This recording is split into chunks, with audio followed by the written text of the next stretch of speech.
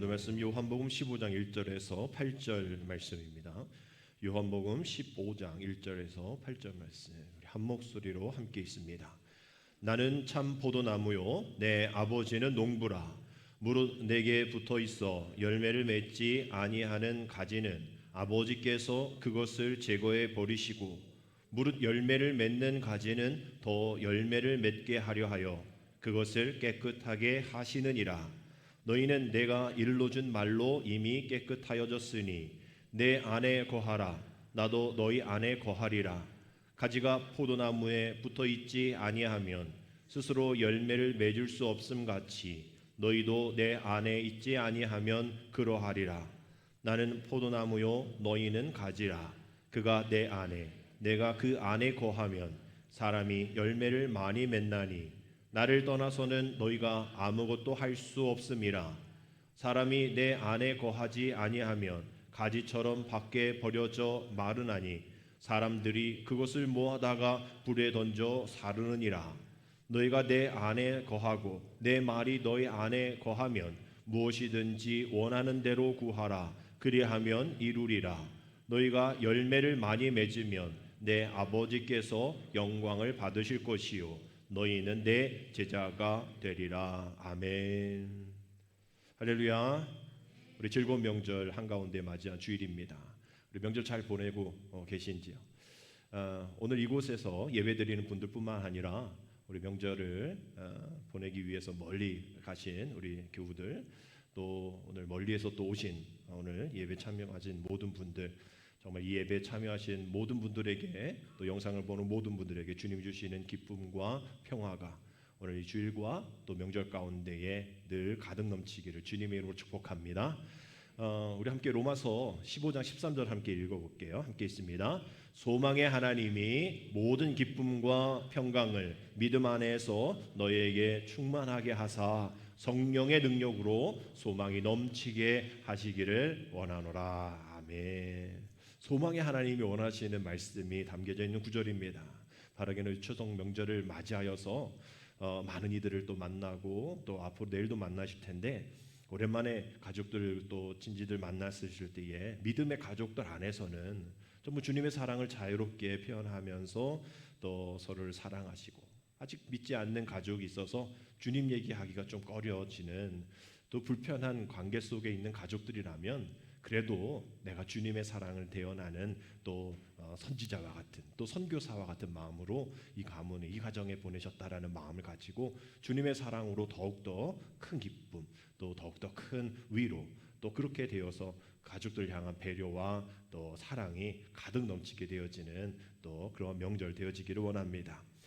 추석 명절이 늘 지난 다음 주면 또 이번에는 이렇게 껴 있지만 우리 감리교회는 2006년부터 우리 주보 컬럼에 들어있는 것처럼 농촌 선교 주일로 지키게 되어 있습니다. 16회가 되어지는 거죠. 그만큼 농촌이 이 총회 교단에서 좀 생각하고 기억해야 될 정도로 어려운 것이 현실이기 때문에 16년째 계속 이렇게 한가위가 지난 첫 주일을 농촌 선교주일로 보내면서 우리 감리교인들이 이렇게 지방에 내려가서 오늘도 우리 교회 성도들, 우리 교우들도 다른 지방으로도 많이 가셨는데 그곳에서 그 고향 교회, 뭉통 교회, 그 교회를 위해서 기도하고 또 늘 생각하는 그러한 주간을 교단 차원에서 마련한 그러한 주간입니다. 그래서 오늘 감리교회에서는 농촌교회 신조라는 것을 함께 읽게 되어 있어요. 그래서 오늘 좀 길지만 우리 함께 감리교회가 아니시더라도 오신 분들은 그래도 우리는 감리교회니까 오늘 이 감리교회 농촌교회 신조 한번 같이 읽겠습니다. 우리는 생명의 창조자이시며 모든 일의 주인 되시는 하나님과 이 세상에 생명의 밥으로 오시어 몸과 피를 나누신 예수 그리스도와 우리 땅 온 마을에 가득하신 보혜사 성령님을 믿습니다. 우리는 사람을 빚은 흙과 생명을 보듬어 아는 땅이 하나님의 성전임을 믿으며 모든 생명을 살리시는 하나님이 농부의 땀과 자연의 기운을 통해 생명을 풍성케 하심을 믿으며 흙에서 배우고 흙을 돌보며 생명을 일구느라 땀을 흘리는 농부가 하나님의 신실한 종임을 믿나이다. 땅은 더럽힐 수 없으며 결코 사고팔 수 없다는 하나님을 기억하며 서로 산과 일을 나누고 섬기는 농촌 공동체가 하나님 나라임을 깨닫고 온 식구가 일한 뒤에 나누는 밥상이 진정한 주님의 성찬임을 믿나이다.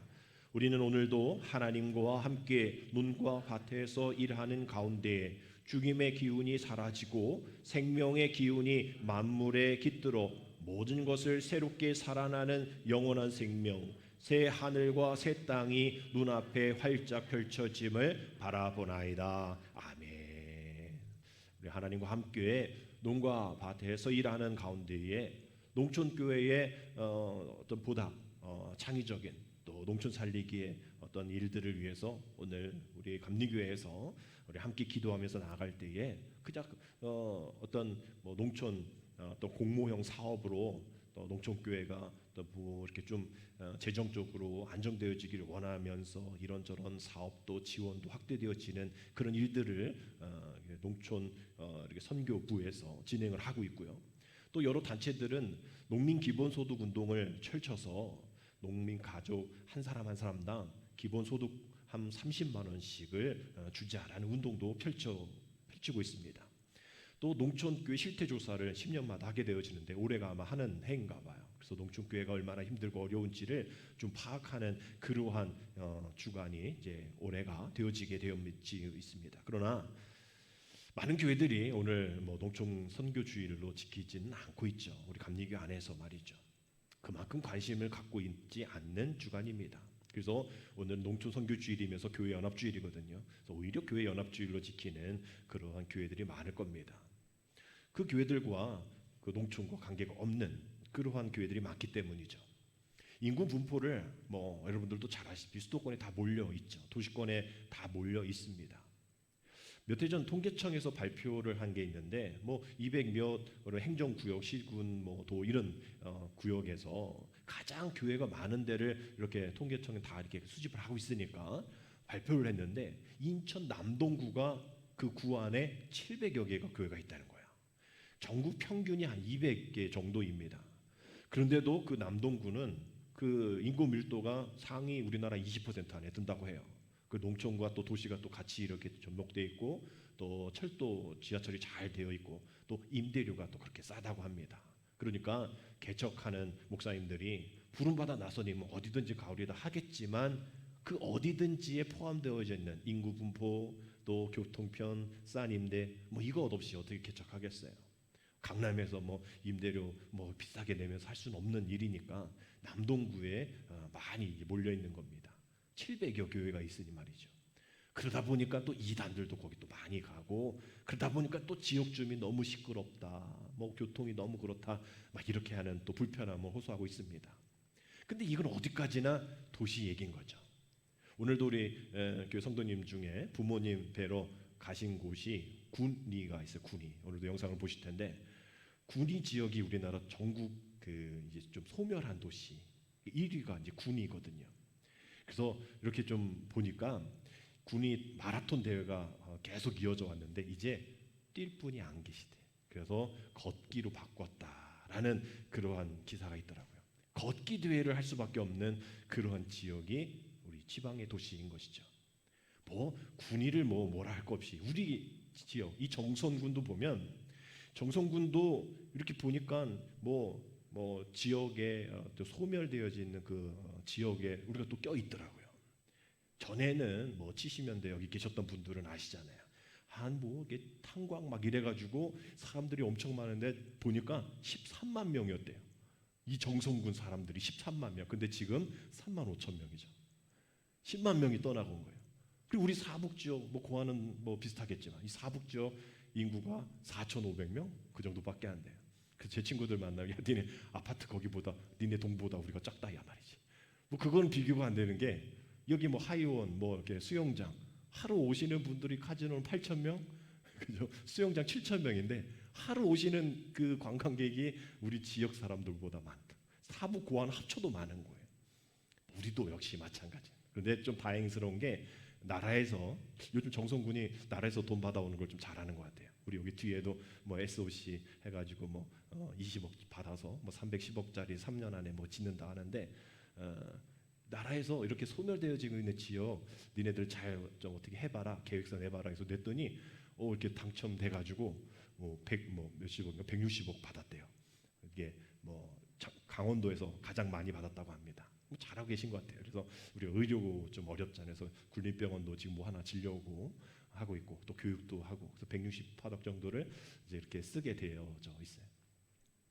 도시는 어떻게 이렇게 많이 모이는데 시골은 어렵습니다. 그래서 아까 그 말씀드린 군위 지역에 어떤 기사가 하나 나는데 어떤 목사님 교회가 합병을 했다라는 기사예요. 너무 사람이 교인이 없고 지정이 안 되니까. 이게 인구가 없으면 고스란히 이 재정적인 교회에 어려움들이 생기게 됩니다. 그러니까 한 교회가 유지할 수 없으니 두 교회가 합쳐져서 성도도 합치고 재정도 합치고. 목사님 둘은 어떻게 합치는지 제가 거기까지는 잘 모르겠어요. 누군가가 이렇게 좀 부목사로 내려오시든지 공동 목회를 하든지 이렇게 되어지는 상황인데 이 사람들이 없으니 상생 방안을 찾으려니 그것밖에 없는 거예요. 이러한 모습 속에서 우리가 오늘 농촌 선교주의를 보낼 때에 정말 이 농촌은 교회를 위해서, 사실 오늘 농촌 선교주의면 감리교 본부에서 농어 산촌 교회에 재정 부담금을 또 몇 퍼센트 감면해 주겠습니다. 또 한 주에도 몇 억씩 몇십억씩 들어오는 헌금들이 있을 거 아니에요. 대형 교회들은 저희 누님네 교회도 보니까 한 주에 헌금 1억 들어온다는데 우리는 없으니까 그런 교회에서 좀 이렇게 농어촌 교회를 위해서 헌금해 주시면 좋겠어요. 근데 그것도 없거든요. 그러면서 농어촌 선교주의를 지켜라. 결국은 그런 돈 지원은 아니고 농어촌 교회가 이렇게 어렵게 살고 있으니 농어촌 교회를 위해서 기도합시다. 그만큼 농어촌 교회가 통계를 보면 20명 이하인 교회들이 많아요. 한 50% 되는 것 같아요. 그리고 50명에서 90명 사이, 우리 교회 수준이겠죠. 그 교회 수준도 한 10몇 퍼센트 되고, 결국은 이렇게 따져 보면 100명 이하 교회가 거의 90몇 퍼센트에 달한다. 100명 이상 모이는 시골 교회는 5%밖에 되지 않는다. 라는 그런 통계 결과인 거죠. 또 그런 교회들이 50년 정도 된 교회들이 많아요. 어려운 교회들은 신생교회가 아닙니다. 신생교회도 어렵죠. 처음 교회가 생겨났으니 교인도 없을 수밖에 없고 재정도 없을 수밖에 없는데 그 신생교회들은 5%밖에 되지 않아요. 농촌교회에서는 교회가 생기질 않죠. 그 전에 늘 있었던 그 교회들입니다. 그래서 50%가 그렇게 50년 정도 유지되어지고 있는, 하루도 계속 끊임없이 어려움 속에서 목회를 하고 있는 그러한 교회들인 거죠. 그래서 오늘 이 16개 농촌 선교주의를 통해서 우리가 그렇게 어렵게 오래 또 어려운 그런 상황 속에서 목회하고 있는, 우리도 그렇게 간접 경험하고 있는 우리의 교회가 어떻게 이 교회의 생존과 부흥을 위해서 힘써줄 수 있을까 기도하는 거죠. 다행스럽게 농어촌 교회에서 목회하시는 많은 목사님들이 내가 목회하는 것은 소명 때문입니다 라고 얘기하시는 분들이 많아요. 그리고 앞으로도 계속 목회를 이어가겠습니다. 그러니까 50년 이상 된 교회들이 많은 거죠. 그래도 그 소명 하나 때문에, 그 사명 하나 때문에 그 농촌 교회가 이렇게 유지되어지고 있는 것이 얼마나 감사한가 하지 않은가 생각을 하게 됩니다. 그래서 이런 말씀이 주님 하셨잖아요. 누가복음 12장 32절에서 큰 무리가 아니라 어떤 무리요? 적은 무리여 무서워 말라. 너희 아버지께서 그 나라를 너희에게 주시기를 기뻐하신다 라고 말씀하시고, 또 베드로서 1장 10절 11절 말씀에서는 그 소명 가운데 있는 이들에게 주신 하나님의 부르심의 메시지인 것 같아요. 그러므로 형제들아 더욱 힘써 너희의 부르심과 택하심을 굳게 하라. 너희가 이것을 행하지 언제든지 실족하지 아니하리라. 이같이 하면 우리 주 곧 구주 예수 그리스도의 영원한 나라에 들어감을 넉넉히 너희에게 주신다라고 기록이 되어 있어요. 농어산촌교회 도시화 집중 현상을 넘어서기에는 부족합니다. 농어산촌교회 경제적인 나라의 국가의 지원이 많으면야 괜찮겠지만 그런 게 어렵겠죠. 도시교회에 있는 대출금과 여기 있는 대출금 다 똑같죠. 여기라고 해서 더 싸게 주고 이런 건 없잖아요. 13년 5개월 만에 높은 환율이 도시에 높고 우리는 안 높나요? 똑같잖아요. 새로운 아이폰 사려고 했더니 가격이 작년하고 내년 거랑 똑같은데 환율 때문에 20-30만 원 더 비싸졌다. 이렇게 얘기하는 거. 도시에서 사나 지금 여기서 사나 똑같습니다. 그러니 거기도 어려우면 여기도 어려운 게, 어쩜 여긴 더 어려운 게 현실인 것이죠. 우리도 시장 가서 사지 이마트 가서 사자. 이마트 물가 올라가면 우리도 올라가는, 우리가 지출되어지는 것이 올라가는 게 당연하다라는 겁니다. 그래서 오늘 우리가 정말 적은 무리요, 어려운 상황에서 목회하는 농어 산촌교회 교회들이요, 무서워하지 말라. 너 그 부르심과 택함을 굳게 하라. 실족하지 않게 너에게 넉넉히 이길 허락해 주겠다라는 그 말씀이 우리에게 힘이 되어집니다. 더욱더 힘이 되어지는 이 농어촌교회 오늘 농촌 선교주일에 힘이 되어지는 말씀이 오늘 우리가 읽은 1절의 말씀이에요. 우리 1절 말씀 같이 읽겠습니다. 나는 참 포도나무요 내 아버지는 뭐다? 농부다라고 되어 있어요. 이 농촌 선교주일에 이만큼 정말 그 하나님의 메시지를 대신할 수 있는 게 어디 있을까라는 생각할 정도로 우리 하나님을 농부라라고 표현하고 계십니다.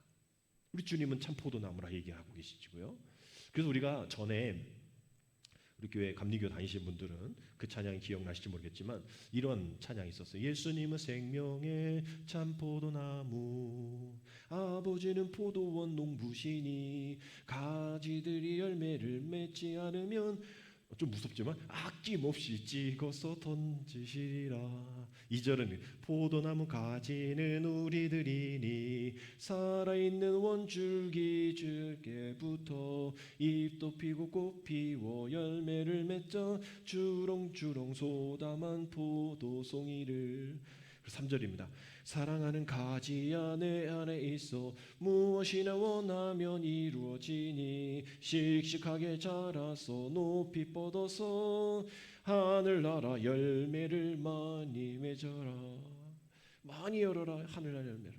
이 지금 부르고 있는지 잘 모르겠어요. 우리 어린이들이 정말 어린이들에게 오늘 말씀, 요한복음 말씀이 잘 담겨져 있는 그런 말씀. 제가 어렸을 때 불렀던 찬양이니까, 그 기억을 하고 있는 찬양이니까, 예수님 우리를 위한 참 포도나무시고 우리 하나님은 그 포도원 농부지시고 우리들은 가지다라는 그런 시각화하는 그런 모습이 너무 아이들에게 섹시하게 자라서 높이 뻗어서 하늘나라 열매를 많이, 그냥 이 세상 열매가 아니라 하늘나라 열매를 많이 열어라, 많이 맺어라라고 하는 그 찬양의 가사, 우리 장로님이 지으신 찬양이거든요.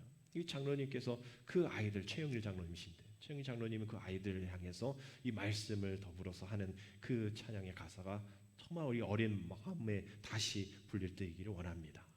이렇게 농부라는 것이, 이 농부의 삶을 잘 살펴보면 하나님의 성품과 또 하나님의 모습들이 닮아 있다라고 볼 수가 있는 거죠. 왜냐하면 농부는 이 생명을 업으로 하는 그러한 그런 직분이기 때문입니다. 우리 하나님도 생명을 돌보시죠. 또 열매 맺게 하십니다. 농부도 역시 마찬가지로 생명 맺게 하고 열매를 맺게 하는 것이죠. 그래서 우리가 하나님을 잘 이해하려면 어쩌면 이 농촌 선교주일에 농부의 마음을 잘 알면 어느 정도 하나님의 마음을 알 수 있게 되어지는 것이죠. 농부가 하나를 심고 또 그것이 결실을 맺을까지 조급하지 않죠. 거기에 이제 집중하면서 그 흘리는 땀과 또 애씀이 계속 유지가 되어져야 합니다. 결실을 이룰까지. 우리 하나님도 역시 마찬가지. 우리 한 사람 비록 어렵고 힘들고 모나고 또 방황하더라도 끝까지 지켜주시고 인도하여 주셔서 그러한 하나님의 은혜를 또 농부를 통해서 우리가 발견하게 되어지는 거예요. 그래서 결국 농부는 생명을 가꾸는 하나님의 청지기다라고 이야기할 수 있을 겁니다. 우리 한번 따라할까요? 농부는 생명을 가꾸는 하나님의 청지기다. 하나님의 청지기자. 우리가 농사 일을 하지 않는 그런 직군에 속해 있지 않아서 나는 아니다라고 얘기할지 모르지만 우리도 영적인 농부로 우리가 누군가를 위해서 기도하고 또 어떤 사역을 위해서 애쓰고 이런 것이 결실을 맺는 일 가운데에 힘쓰는 그런 상황 속에 있다면 우리도 농부인 거죠. 우리가 농부도 생명을 갖고 하나님의 청지기라면 우리의 삶도 생명을 갖고는 하나님의 청지기의 삶으로 살아가야 한다라는 것. 그래서 오늘 농촌 선교주의를 통해서 오늘 잘 어울리는 이 말씀 속에서 그럼 그 당시 이스라엘 백성들은 어땠을까? 이 말씀을 이해하지 못했을까? 당연히 이해했겠죠. 그 당시는 농업, 목축업이 더 대세였으니까. 포도나무 얘기하면 더 잘 알아들었겠죠. 왜냐하면 우리야 포도나무는 그냥 배나무, 감나무 여러 가지가 있으니까 그 중에 하나일 거지만 이스라엘에게 포도나무 하면 나 우리나라 무궁화 얘기했지 우리나라 이렇게 얘기하는 그런 관계가 형성되었었어요. 그래서 뭐 감람나무 또 뭐 이런 다른 나무의 그 지역에 있는 팔레스타인 그 지역의 무화과 나무와 더불어서 포도나무는 아주 생산성을 가지고 있는 그 지역을 또 살리는 또 그 민족은 뭐 동전에도 새길 정도로 포도나무 가지가 또 이렇게 되어 있는 겁니다. 성경에서 포도나무 하면 이스라엘을 가리킵니다. 그 이스라엘 포도나무로 표현하는 구절이 창세기 9장부터 시작이 돼요. 노아가 농사를 시작했는데 어떤 나무? 포도나무를 심었다라고 되어 있어요. 또 창세기 14장에 멜기세덱이 아브라함의 승전을 축하할 때 나오고요. 또 야곱의 축복에 대한 또 이야기 49장에 나오고요. 또 민수기 또 13장에 정탐꾼 얘기 나올 때에 또 포도나무 나오고 뭐 아주 많이 나와요. 예수님도 비유 말씀하실 때 5가지가 이 포도에 대한 비유로 말씀하십니다. 그만큼 이 이스라엘을 대표하는 또 그 하나의 나무가 포도나무인 것이죠.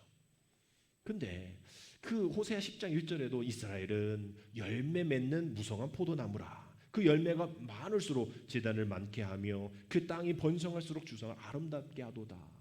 그 아름다운 포도나무가 이스라엘 너희야 라고 얘기를 하는데 언제부턴가 그 포도나무가 제대로 결실을 맺지 못합니다. 예레미야 2장 21절 말씀 보면 내가 너를 순전한 참종자 곧 귀한 포도나무로 심었거늘 네게 대하여 이방 포도나무에 악한 가지가 되면 어찌 됨이냐라고 책망을 하죠. 이사야 5장 2절에도 같은 책망입니다. 땅을 파서 돌을 취하고 극상품 포도나무를 심었도다. 그 중에 망대를 세웠고 또 그 안에 술투를 팠도다. 좋은 포도 맺기를 바랬더니 들포도를 맺었도다.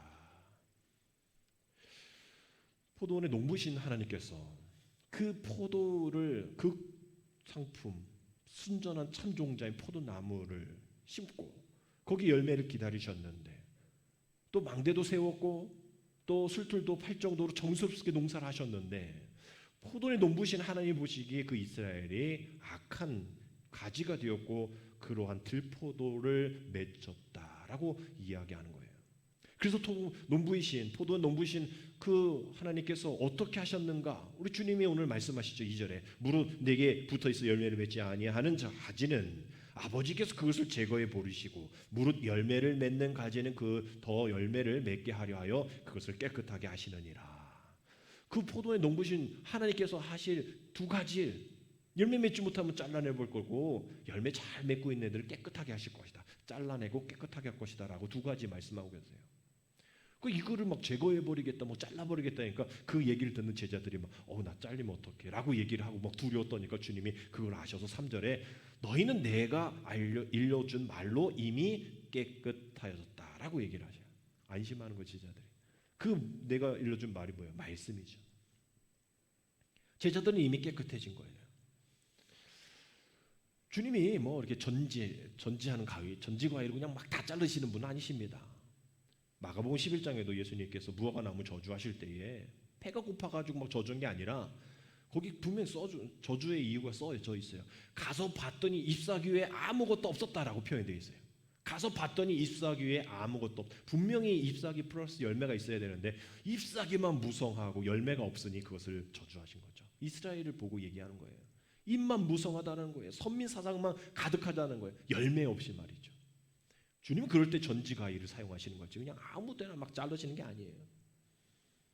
하나님을 불순종한 이스라엘, 열매 없는 이스라엘 백성들에게 비유로 말씀하신 그 일들입니다. 그런데 그렇게 포도나무에서 그런 열매가 나니까 이제 하나님께서 포도의 농부이신 하나님께서 새로운 그 뿌리에서 난 한 가지를 심으셔서 참 포도나무가 열리게 되어지죠. 바로 그게 우리 예수님이신 거예요. 그래서 그 포도의 농부신 하나님께서 이스라엘과 같이 열매 없는 우리에게 이렇게 말씀하십니다. 4절 5절이에요. 내 안에 거하라 나도 너희 안에 거하리라. 가지가 포도나무에 붙어있지 아니하면 스스로 열매를 맺을 수 없음 같이 너희도 내 안에 있지 아니하면 그러하리라. 나는 포도나무며 너희는 가지라. 그가 내 안에 내가 그 안에 거하면 사람이 열매를 많이 맺나니 나를 떠나서는 너희가 아무것도 할 수 없음이라 라고 되어 있어요.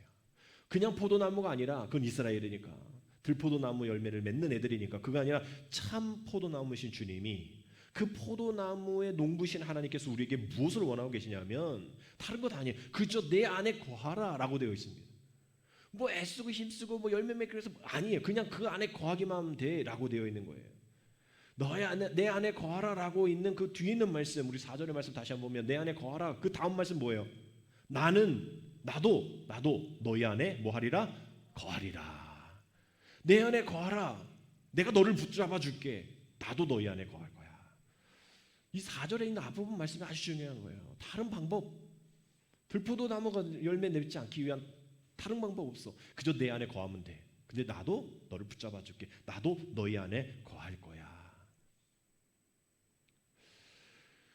예수님 안에 있는 게 쉽지는 않죠. 제가 늘 말씀을 드리잖아요. 뭐 알기 때문에 어렵다라는 거예요. 기도의 능력을 알기 때문에, 말씀의 능력을 알기 때문에, 내게 맡겨주신 사명의 그 귀중함을 알기 때문에 우리가 신앙생활이 어렵다라고 얘기하는 거예요. 우리 신앙생활이 힘들지 않은 것은 우리가 그것을 잘 알지 못하기 때문에 이거 엄청나게 힘든 겁니다. 주님 안에 거하는 것, 우리 찬양은 주님 내 안에 거하라 뭐 이 찬양이 있듯이 우리 그 찬양 그냥 쉽게 부르죠. 근데 이게 쉬운 찬양이에요. 정말 결단이 필요한 찬양이에요. 나의 안에 거하라. 주님이 그 다음 말에서 나도 너희 안에 거하겠다라고.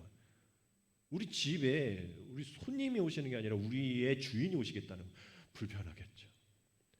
나 막 이렇게 좀 자유로운 옷 입고 싶고 좀 지저분하게 하고 싶은데 우리 부모님, 우리 친정어머니, 시어머니가 아니라 우리 주인이 오시겠다는데 늘 청소해야죠. 늘 갖춰 입어야 불편할 거예요. 이 우리의 일상에도 불편한데 이거는 주님이 보지 않은, 사람이 보이지 않는 그런 곳에서 그 거룩함을 유지해야 된다라는 그 말씀, 아주 힘든 일입니다. 주님 안에 거하는 순간부터 내가 죽어야 돼. 내 생각, 내 행동, 판단 모든 것이 다 주님의 기준이 되어져야 하는 거예요. 내 것 접어야 됩니다. 그냥 성경에서 그냥 죽으래요. 움직이지도 말래. 이게 쉬운 일입니까? 그저 흉내내는 것도 어려운 일인데, 죽는 흉내내는 것도 어려운 일인데, 숨 안 쉬는 거 그렇게 하는 흉내도 어려운데 그저 죽으래요.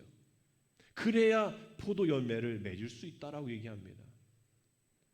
그 우리가 생각할 때 너무 힘든 일인 것 같아요. 괴로운 일인 것 같아요. 무서운 일인 것 같아요. 근데 하나님 편에서 보면 그렇게 쉬운 게 없는 거예요. 그저 붙어 있으면 돼. 그 가지가 되어서 그저 붙어 있으면 그냥 영양분 잘 줄게. 농분 내가 알아서 할게. 너는 그저 자연스럽게 자라서 열매 맺으면 돼. 우리 포도나무로 가구 만든 거 보셨어요? 포도나무로 무슨 건물 지은 적이 있어요? 없어요. 포도나무는 그렇게 질 수가 있는 애들이 아니에요. 그저 열매 맺는 애들이에요. 열매만 잘 맺으면 되어지는 거죠. 근데 포도나무가 나 건축에 대한 그걸 헌신할 게 아니야. 포도나무는 그렇게 할 수 있는 자재가 아니에요. 그저 열매만 잘 맺으면 되어지는 겁니다. 우리는 어렵지만 농부신 하나님 편에서는 쉬운 일이에요. 그저 붙어 있으면 돼요. 그저 주님이 우리와 함께 하시니까. 아무리 자기 가지가 되어서 튼튼한다 할지라도 뚝 떨어져서 나는 튼튼해 하면 얼마는 갈지 모르죠. 그러나 말라 비틀어져서 불에 던져질 수밖에 없는 겁니다. 나의 안에 거하라. 나의 안에 거하라.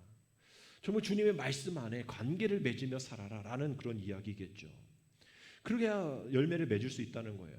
그래서 5절 마지막 말씀 가운데 나를 떠나서 너희가 아무것도 할 수 없다라고 말씀하시잖아요. 우린 때때로 주님 없이도 잘할 수 있다라고 착각을 하게 되어지는데 아니에요. 주님 떠나서는 하나님이 내가 기대하는 건 맺을 수 있어도 하나님이 기대하시는 열매는 맺을 수 없다라는 거예요.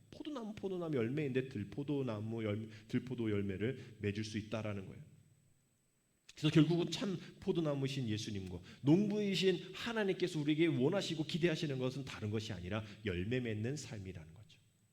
열매 맺는 삶을 살기 위해서 오늘도 우리의 한계 속에서 이 농촌 지역이라는 어려움 속에서 오늘도 우리가 끝까지 해야 할 일은 오직 예수님 안에 예수님 붙잡는 것이죠.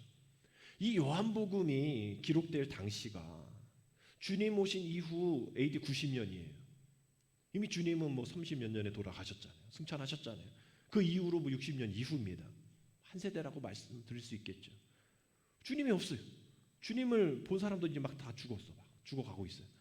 그러면 나의 안에 거하라는 말씀이 좀 애매하잖아요. 아니 보이지도 않는데 그리고 지금 또 막 박해가 심해요.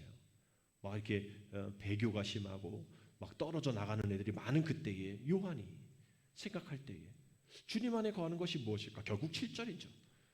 너희가 내 안에 거하고 내 말이 너희 안에 거하면 무엇이든지 원하는 대로 구하라. 그리하면 이루리라. 지금 2022년에 원하는 것이 있겠지만 이 당시는 정말 하나님 이 모든 박해와 어려움 속에서 내가 믿음 지킬 수 있도록 주님 내 안에 거하여 주옵소서. 지금 주님 보이지 않지만 주님의 말씀이 내 안에 거하게 하여 주옵소서. 오직 그거에만 집중하게 하옵소서. 다른 그 어떤 것에도 집중하지 않고 오직 주님의 말씀에 집중하고 이 박해와 어려움을 잘 극복하고 주님 오실 날까지 최선을 다할 수 있게 하여 주옵소서라고 고백하고 있는 말씀입니다. 생명력 있는 말씀에 집중하겠다라는 거죠. 다른 것에 내가 집중하지 않겠다라는 거예요. 오직 그 말씀에 집중하겠다는 거죠. 농촌 농어 옛날 선조들의 이야기 중에 이 농촌에 대한 농사에 대한 관련 말 이런 말이 있어요. 상농은 뭘 가꾸고 땅을 가꾸고 중농은 뭘 가꾸고 곡식을 가꾸고 한농은 뭘 가꾼다? 잡초를 가꾼다. 저는 이걸 절실히 느낍니다. 왜냐하면 저는 한농이기 때문이죠. 그리고 여기 조금 있는 이 밭도 제가 잘 못 가꿔요. 그냥 잡초만 무성해요. 그래서 잡초 뽑으려고 뽑다 보니까 뭐 다 뽑아 막 호박 다 뽑아요. 미끼에 잡초인지 뭔지도 모르니까 말이죠. 저는 철저히 한농입니다. 근데 이 한농은 잡초만 보는 거예요.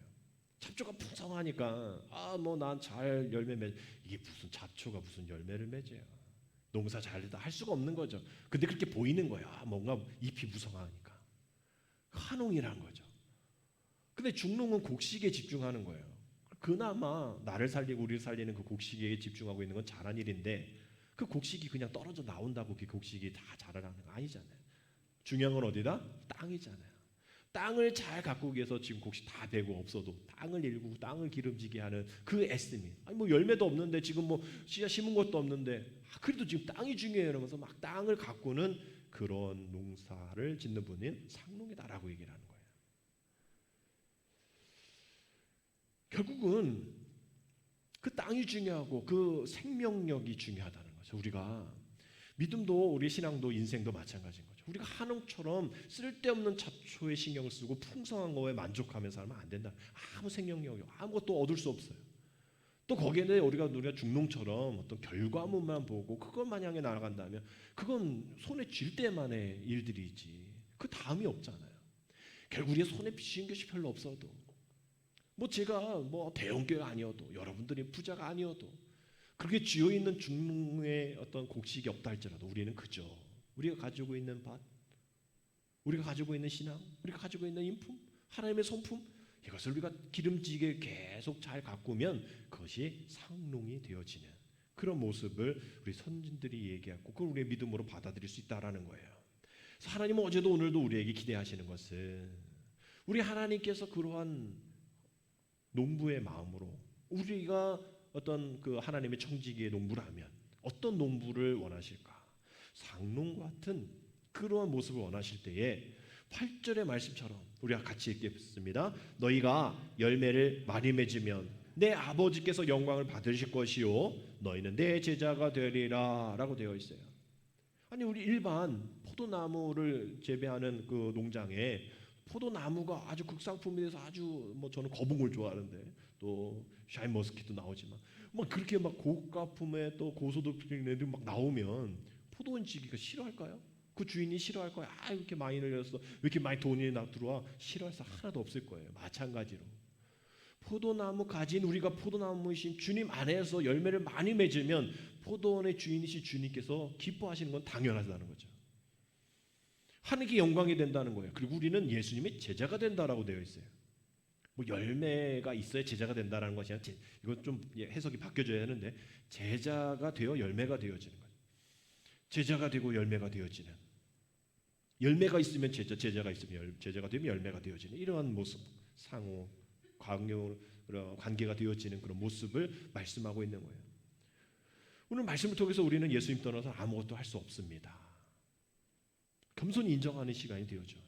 우리 농촌 선교주의는 오늘 농촌에서 예배드리면 우리는 도시적인 게 없어서 뭐 지하철도 없고 대형마트도 없고 뭐 브랜드 있는 뭐 아무것도 없고 말이죠. 이래서는 뭐 목회 못하고 신앙생활 못하겠다. 믿음 지킬 수 없었겠다. 안 돼. 이거는 핑계거리밖에 될 수 없는 거예요. 내가 주님 떠나서는 아무것도 할 수 없습니다라는 것을 인정하는 거죠.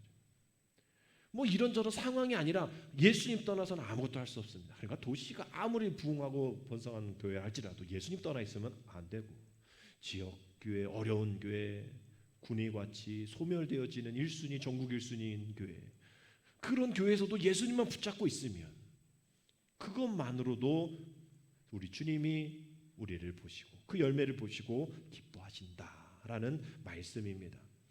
매년 피해갈 수 없었던 태풍, 폭풍에 있었는데 올해만큼 정말 심한 그런 해가 있었을까 싶을 정도로 많은 어려움들 또 상처가 있어요. 또 그 와중에 명절을 보내고 있습니다. 우리 이제 가을을 이제 맞으면서 열매를 맺을 그런 일들을 기대하고 있죠. 바라기는 정말 그런 아픔들도 이런 열매 맺음과 같이 잘 연그러지고 잘 익어져서 어려움 당한 포항 또 어려움 당하는 많은 그런 이들이 또 이런 농촌의 농어 산촌 교회들이 정말 다시 한번 힘쓰고 애쓰고 땀 흘리는 것들이 농부이신 주님이 보셨을 때에 주님이 안에 있다면 우리에게 주시는 그 결실 분명하게 풍성하게 채워주시리라 믿습니다. 다른 거 원하시는 것이 아니죠. 상농이 되어서 그 상농의 마음을 가지고 포도나무신 주님, 참 포도나무신 주님께 그저 붙어있는 가지가 되라. 그저 주님이 내 안에 내가 주님 안에 주님의 말씀으로 인해서 내가 다시 한번 주님의 영광이 되고 기쁨이 되고 주님의 제자가 되겠습니다라고 고백하면 이제 남은 이 명절도 또 이 농촌 선교주의를 맞이하는 오늘도 주님이 우리에게 원하시는 것이 상농이고 또 그 상농의 마음으로 목회하고 또 신앙생활 한다면 주님이 비록 이 농촌에서도 정말 하나님이 큰 풍성한 은혜를 허락해 주시겠구나. 축복의 통로로 귀하게 사용해 주시겠구나. 회복과 부흥을 허락해 주시겠구나. 우리는 그 믿음 가지고 있으면 되어지는 겁니다. 우리가 할 수 있는 건 아무것도 없어요. 우리가 한다고 해서 뭔가 되어지는 건 아닙니다. 주님이 하실 수 있도록 우리 모든 것을 드리는 거죠. 내어드리는 겁니다. 우린 그저 포도나무의 가지이기 때문입니다. 포도나무의 가지의 열매는 포도죠. 포도에서 수박 열리지 않잖아요. 요즘 퓨전 뭐로 해도 될지 모르겠지만 우리 주님이 포도이시기에 우리도 포도의 열매를 맺는 겁니다. 주님의 성품, 주님의 은혜, 주님의 사랑이 우리를 통해서 드러나게 되어지는 그러한 삶을 우리가 살아갈 때에 하나님의 영광이 되어지고 우리의 만족뿐만 아니라 주님의 제자로 인정받는 그런 복된 삶. 그래서 이 수고하고 또 무거운 짐진 자 다 주님 앞에 나와서 주님의 귀한 열매 맺고 오늘 농촌 선교주의를 통해서 농어 산촌교회 모두가 다 어렵고 힘들고 이러한 웃음이 없겠지만 다시 주님 안에 거하라는 이 말씀이 그럼 나도 너희 안에 거하겠다라는 이 위로의 말씀이 정말 많은 어려운 교회들이 우리 교회를 포함해서 많은 교회들이 웃음이 넘칠 수 있는 목회할 만 나는 또 신앙생활 할 만 나는 그러한 기도 마음 은혜 또 그러한 기도의 삶 또 말씀으로 또 의지하며 살아가는 삶 되어질 수 있도록 오늘도 우리뿐만 아니라 우리 주변에 또 더 어려운 교회를 위해서 기도하고 또 그러한 열매 맺을 수 있는 우리 삶이 되어질 우리 가정이 되어질 수 있도록 기도하며 나가는 저와 여러분 되시기를 주님의 이름으로 축복합니다. 기도드립니다. 우리의 삶을 가장 아름답고 풍성하게 이끄시는 농부 되신 하나님, 인구 감소와 고령화로 성도수가 줄어 경제적인 어려움을 겪는 농어촌 교회를 붙들어 주시옵소서. 농어 산촌 교회 성도들에게 은혜를 주셔서 각 사람에게 하나님을 앙망하는 힘을 넘치게 하여 주시고 몸된 공동체가 함께 주의 공급하심을 구하며 돌보게 하여 주옵소서. 또한 적은 무리가 모인 곳에 기도의 부흥이 일으켜 주시고 부르신 주님께서 중성 다하도록 이끄실 때에 우리 목회자들과 우리 모든 성도들에게 복 주셔서 때를 따라 복음의 양식을 나눠주는 지혜 있고 진실한 청지기로 다시 우리를 세워 주옵소서. 그래 우리를 향한 하나님의 기대를 깨닫게 하시고 날마다 주님이 원하시는 귀한 열매를 맺는 그러한 우리 되어지고 주님 영광 올려드리고 주님의 제자 되어지는 우리 인생 되어지게 주여 도와주옵소서. 예수님의 이름으로 감사하며 기도드립니다. 아멘.